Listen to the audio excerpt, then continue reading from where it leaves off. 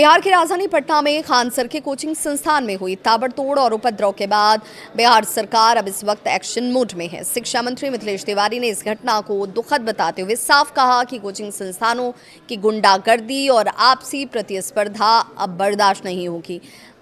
अब ये भी कहा जा रहा है कि डीजीपी से विस्तृत रिपोर्ट तलब की गई है। सरकार जल्द ही बिहार के सभी कोचिंग संस्थानों के लिए एक सख्त मॉडल कोड ऑफ कंडक्ट लागू करने की तैयारी में है।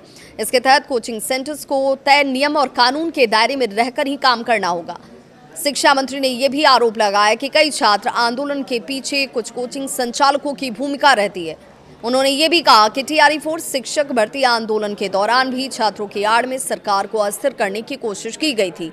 इतना ही नहीं, सरकार ने ऐसे कोचिंग संस्थानों और संचालकों की सूची भी तैयार कर ली है जिन पर जल्द बड़ा एक्शन हो सकता है।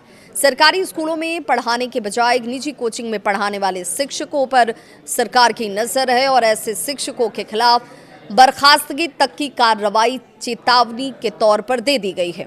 अब सवाल ये कि क्या बिहार में कोचिंग संस्थानों पर लगाम कसने की नई नीति शिक्षा व्यवस्था में एक बड़ा बदलाव लेकर आएगी?